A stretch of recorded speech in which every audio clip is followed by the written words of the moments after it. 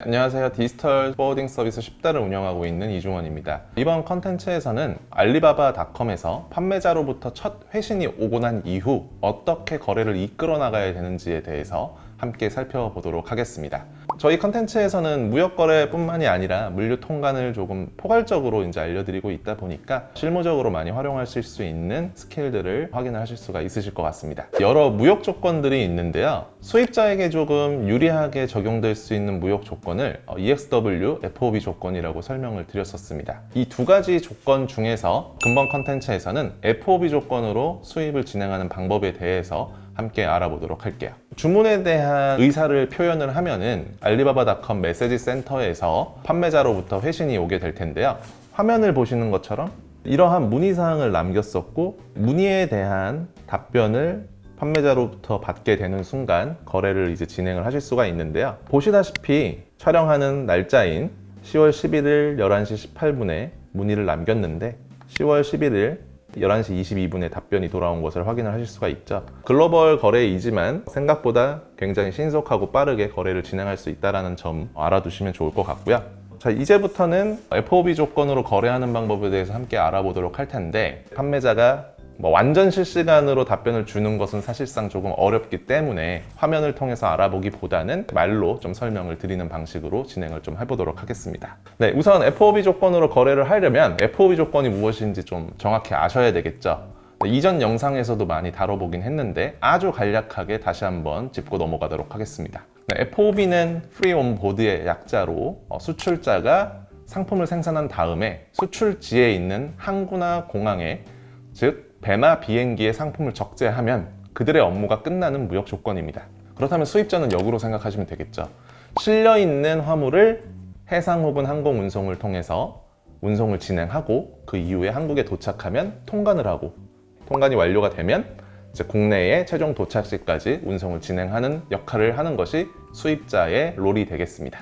그리고 이 메시지 센터에서는 한글이 아니라 영어로 대화를 주로 하시게 될 텐데요. 번역 서비스가 워낙 요새 잘 돼 있잖아요. 네이버 파파고나 구글 번역기도 마찬가지고 알리바바닷컴 내에서도 번역에 대한 인터페이스가 되어 있다 보니까 이를 좀 적극적으로 활용을 하시면 되고 제가 알려드리는 몇 가지 기본적인 용어들만 아시면은 영어를 잘 못하더라도 거래를 충분히 진행하실 수 있으니 이 점 좀 참조해 주시면 좋을 것 같습니다. 네, 우선은 구매하고 싶은 상품의 원가를 문의를 해보셔야 됩니다. 상품 그 자체의 원가를 뜻하는 용어는 EXW 프라이스라고 이전 영상에서 설명을 드렸었는데요.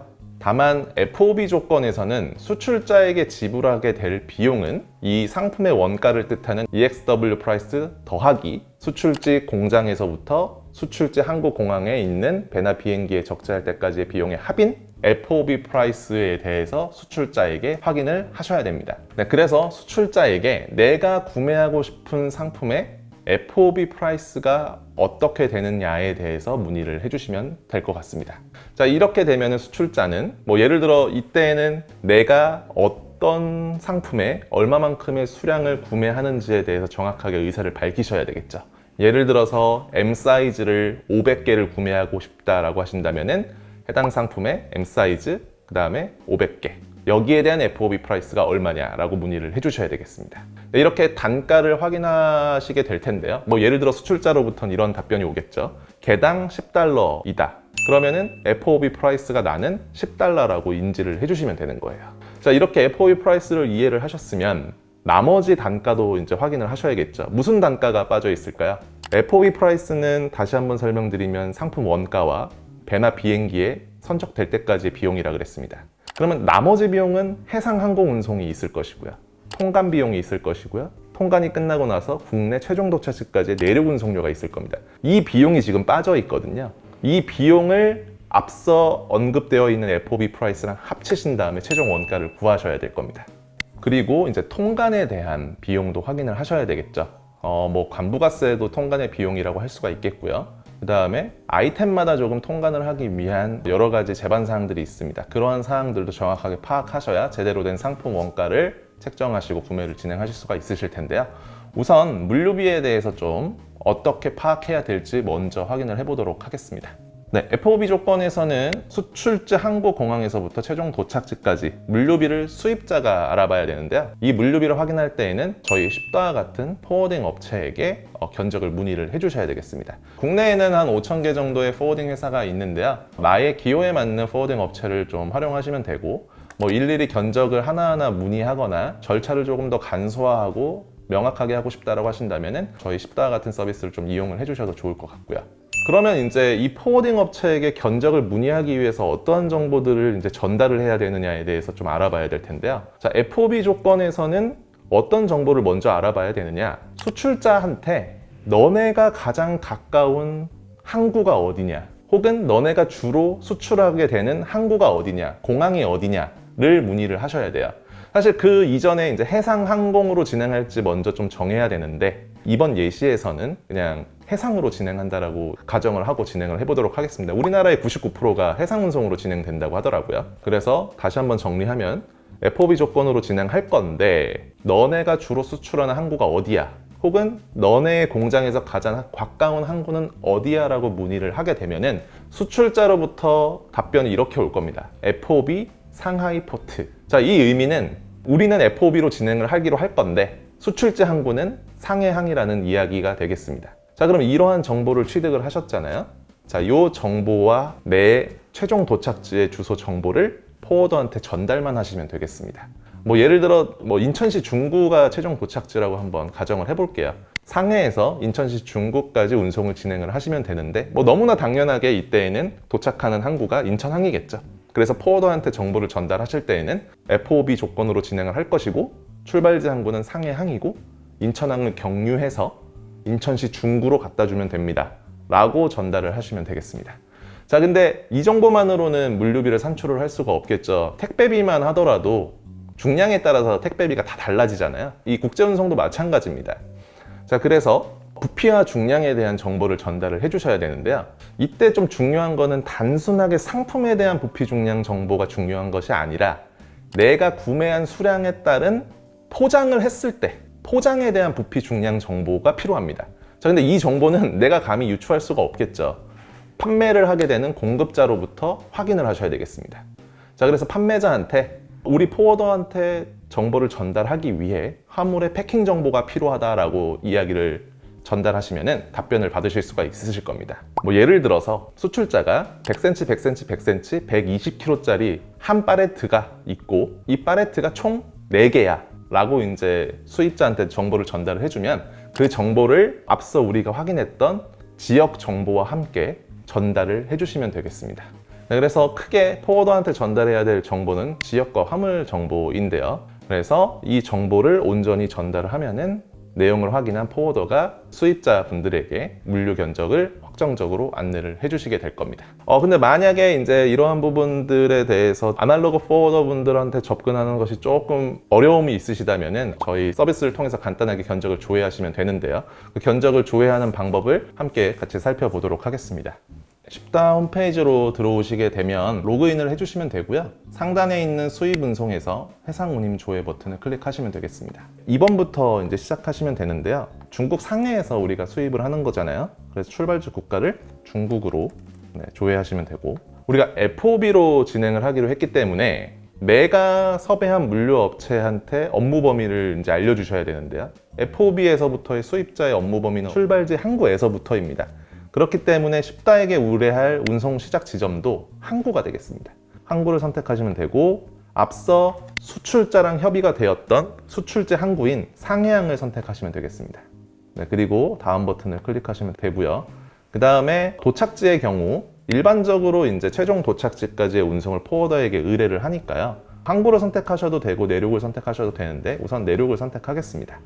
네, 최종 도착지 주소를 검색하시고 상세 주소를 입력하신 다음에 경유할 항구를 선택하시면 되겠습니다. 자, 이렇게 선택하시고 나서 다음 버튼을 클릭하시면 되고요. 운송 타입을 선택하는 화면이 나오게 되는데요. 사실 이 부분은 패킹 정보를 수출자한테 문의하실 때 어느 정도 가닥이 좀 잡히게 됩니다. 예를 들어서 내가 500개를 구매하겠다라고 했는데 수출자로부터 패킹 정보가 따로 온다기보다는 이건 그냥 20피트 컨테이너 한 대를 이용하면 되라고 이제 이야기가 나올 수도 있어요. 그렇다면은 이제 20피트 한 대를 내가 독단적으로 다 단독으로 이용을 해야 되기 때문에 이때에는 FCL이라고 하는 풀 컨테이너를 이제 선택을 해주시면 되는 거고요. 만약에 판매자로부터 그러한 정보, 20피트 컨테이너 한 대를 이용하면 되라는 정보보다는 그냥 개별적인 패킹의 부피, 중량, 수량 정보가 왔다면은 이러한 경우에는 일반적으로 한 컨테이너를 단독으로 이용하기에는 조금 소량이라는 의미라고 받아들이셔도 되거든요. 이때에는 LCL을 선택하셔가지고 진행을 하시면 됩니다. 이를 좀 구분하는 기준은 사실 항구마다도 좀 다르고 국가마다도 조금 다르게 되는데, 일반적으로 내가 수입하는 화물이 10cbm 정도가 되면은 LCL에서 FCL로 좀 전환을 고려해도 될 부피와 중량이다라고 이해를 하시면 되는데요. CBM은 1세제곱미터예요. 그래서 내 패킹된 화물의 부피가 한 10세제곱미터 정도가 되면은 컨테이너를 단독으로 이용했을 때 비용이 조금 더 저렴할 수도 있습니다. 네, 아무튼 판매자한테 패킹 정보를 물어보셔서 풀 컨테이너를 이용하면 되라고 답변이 오시면 FCL을 선택하시면 되고, 그게 아니라 개별적인 패킹의 부피, 중량, 수량 정보가 넘어오게 되시면은 LCL을 선택하시면 되겠습니다. 혹은 뭐 이럴 수도 있죠. 패킹 정보를 달라 그래서 정말 패킹 정보를 줄 수도 있거든요. 뭐 예를 들어서 그게 30cbm인데도 말이죠. 그때는 사실 판단을 해서 본인이 FCL로 진행할지 LCL로 진행할지를 이제 선택을 해주시면 되는데, 잘 모르시면은 그냥 LCL을 선택하셔도 크게 무방할 것 같습니다. 이후에 이제 저희 쪽에서 내용을 확인한 다음에 정정을 해드리기 때문이고요. 자, 그래서 LCL을 일단 선택하겠습니다. 자, 그래서 뭐 품목명, 네, 뭐 의류라고 그냥 가정하겠습니다. 포장 타입은 앞서 설명드렸던 것처럼 팔레트 100, 120이고요. 이러한 포장이 총 4개 있었죠. 이 정보를 입력을 하신 다음에 다음 버튼 누르시면 되겠습니다. 네, 다음 버튼을 누르시면 이제 이 선택된 내용에 따라서 우리가 수출자랑 정의했던 무역 조건을 다시 한번 확인을 하실 수가 있고요. FOB로 바로 내용이 확인을 하실 수가 있죠. 그 이후에 쉽다를 통해서 관세사를 소개받고 싶으시면은 통관 업무 의뢰 버튼 같은 것들을 체크를 해주시면 되고요. 기타 확인 사항을 하시면 되는데 기본적으로 디폴트로 되어 있기 때문에 잘 모르시는 분들께서는 이 선택을 커스터마이징 하지 마시고 그냥 그대로 진행을 해주시면 될 것 같아요. 자, 그래서 견적 확인 버튼을 누르시게 되면은 내가 FOB 조건으로 내 팔레트를 수입했을 때 최종 도착지까지의 총계를 확인을 하실 수가 있습니다. 자, 요렇게 확인하시면 되고요. 확인을 한다고 해서 의뢰가 요청되는 것은 아니니까 하단에 있는 요 업무 의뢰 버튼을 누르시면 되는 겁니다.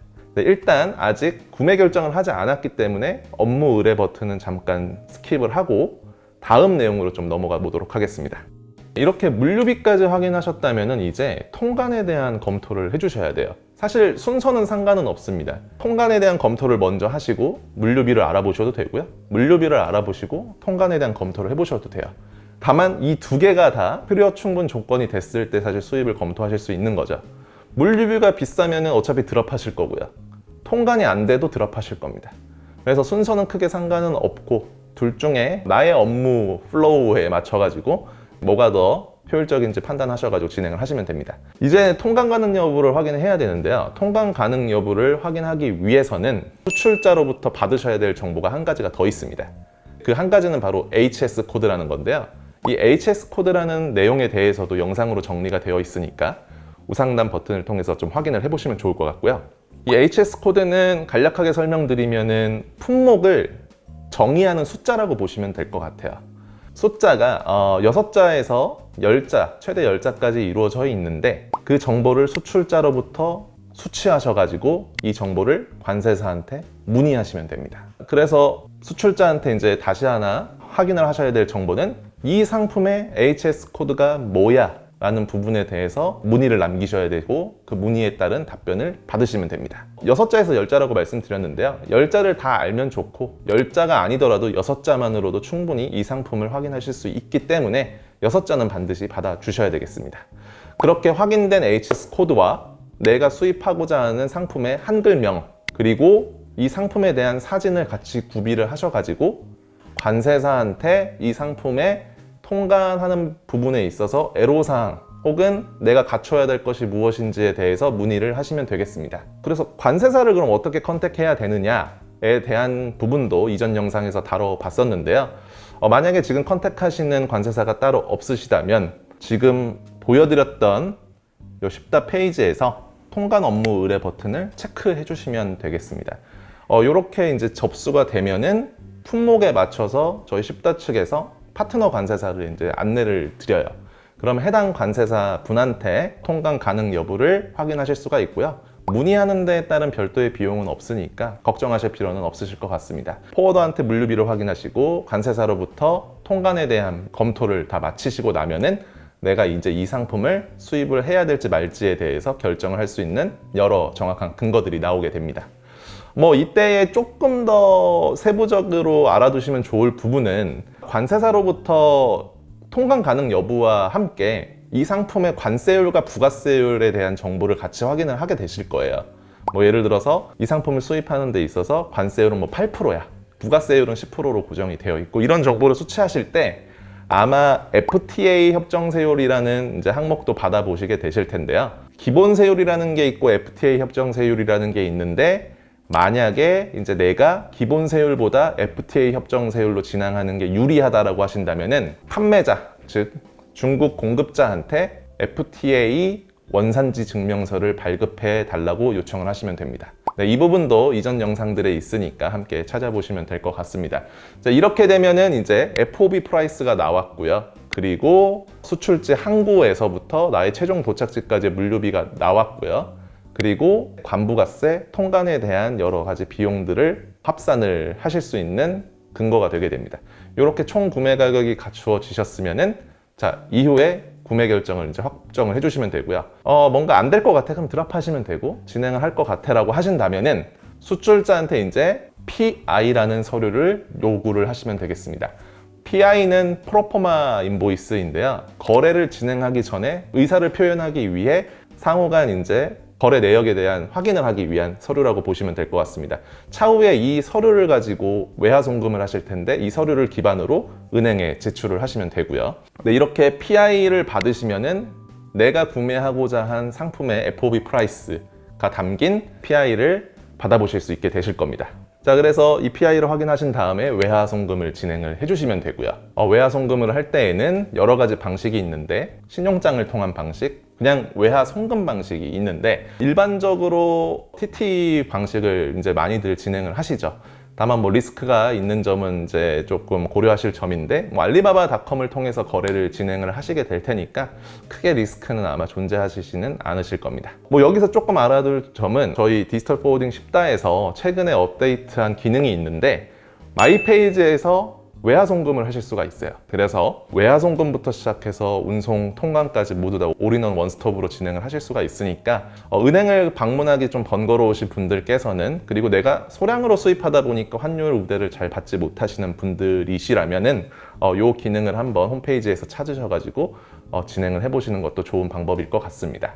네, 그래서 이제 외화 송금까지 다 마쳤다. 그러면은 해주셔야 될 부분은 운송에 대한 이제 조율을 하셔야 되잖아요. 그 운송 조율을 하려면은 포워더한테 정보가 필요합니다. 공급자에 대한 정보가 필요해요. 왜냐면 뭘 알아야 연락을 해가지고 물건을 가져올 거 아니에요.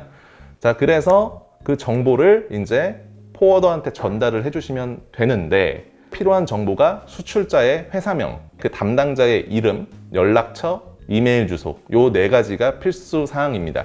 요 4가지를 확인하셔 가지고 포워더에게 전달만 해주시면은 모든 세팅이 준비가 완료가 됩니다. 이를 쉽다해서 하실 수 있는 방법은, 아까 견적조회 화면에서 체크 버튼을 누르면 업무 의뢰 버튼이 활성화가 되는데요. 이 업무 의뢰 버튼을 클릭하시고 수출자 정보 입력이라는 탭으로 이동하신 다음에 여기에다가 이제 수출자에 대한 정보를 입력하시고 완료 버튼을 누르시면 되겠습니다. 자, 이렇게 쉽다를 통해서 간단하게 진행을 하실 수도 있고, 기존에 사용하셨던 포워더나 소개받으신 포워더가 있다면은 이메일이나 카카오톡 같은 방식을 통해서 해당 정보를 전달을 해 주시면은 이 포워더가 이제 모든 것들을 조율을 해서 수출자 컨택한 다음에 선적 스케줄에 대한 정보를 안내를 해줄 겁니다. 이 배가 언제 출항하고 언제 입항할 것인지. 그러면 그 정보를 확인하신 다음에 이제 받을 준비만 하시면 되고요. 그래서 그 선적 스케줄에 따라서 출항되고 한국에 입항하게 되면은 이제 통관을 할 이제 준비를 하게 되실 겁니다. 이때 통관을 진행을 하셔야 되는데, 이 통관을 하기 위해서는 필수 서류가 3가지 정도가 필요한데요. 첫 번째는 BL이라고 하는 선적 서류가 필요합니다. 근데 그 BL은 포워더가 알아서 이제 챙겨주는 정보이기 때문에 어디서 받아야 될지를 고민하실 필요는 없으세요. 자, 근데 나머지 2가지 서류가 있는데 커머셜 인보이스라고 불리는 상업 송장이고요. 패킹 리스트라고 하는 이제 환물 명세서 같은 이제 서류가 있습니다. 자, 근데 이 2가지 서류도 수입자가 작성하는 게 아니고요. 수출자가 작성해서 나한테 전달해 주는 정보예요. 자, 그래서 3가지 서류가 있다라고 말씀드렸는데 BL은 포워더한테 받으시면 되고요. 그 다음에 CIPL은 수출자한테 받으시면 돼요. 이 수출자로부터 받은 정보를 포워더한테 전달만 해주시면은 포워더가 이를 기반으로 선적 서류와 함께 관세사한테 전달을 해주고요. 혹은 뭐 포워더를 통해서 관세사한테 컨택하는 것을 꺼려하신다 하시면은 내가 이미 커머셜 인보이스랑 패킹 리스트를 수출자한테 받았으니까 포워더한테 BL 서류만 수취하신 다음에 내가 직접 관세사한테 이 내용을 전달을 하셔도 됩니다. 쉽다해서 일을 좀 더 효율적으로 하실 수 있는 방법은 하단을 보시면 서류 관리라는 항목이 있는데요. 여기에서 수출자로부터 받은 CIPL을 업로드만 해주시면 되겠습니다. 업로드 해주시면은 BL 서류는 쉽다로부터 자동으로 업데이트가 될 것이고요. 이 3가지 서류를 쉽다가 이제 관세사한테 시기에 맞게 자동으로 전달을 해주게 됩니다. 그러면은 통관이 바로 진행이 될 것이고, 통관이 끝났다 그러시면은 나머지 픽업해가지고 최종 도착지까지 운송도 포워더가 도와드리게 될 겁니다. 이렇게 해서 화물을 수취하시면 됩니다. 네, 이렇게 이제 좀 장황했지만 절차에 대해서 한번 살펴보았고요. FOB 조건에서는 지역에 대한 화물 정보가 필요하다.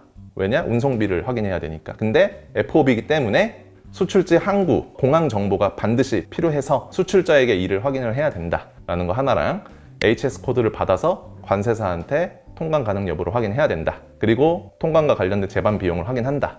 네, 그래서 물류비와 통관비를 다 확인하고 나시면은 구매를 결정하시고 PI 서류를 요청하신 다음에 그 이후에 외화 송금을 하고 송금이 끝나면 수출자에 대한 정보를 포워더한테 전달한다. 이렇게 5가지만 지켜주시면 FOB 거래가 성공적으로 마쳐지게 될 것입니다. 지금까지 FOB 조건으로 알리바바닷컴에서 거래를 이끌어가는 방법에 대해서 함께 알아봤습니다. 다음 컨텐츠에서는 EXW 조건으로 거래를 이끌어가는 방법에 대해서 함께 알아보도록 할게요. 진행하시면서 궁금한 부분이 있으시다면 유튜브에서 댓글을 남겨주시거나 하단의 이메일 주소로 말씀 주시면 답변 드리도록 하겠습니다. 감사합니다.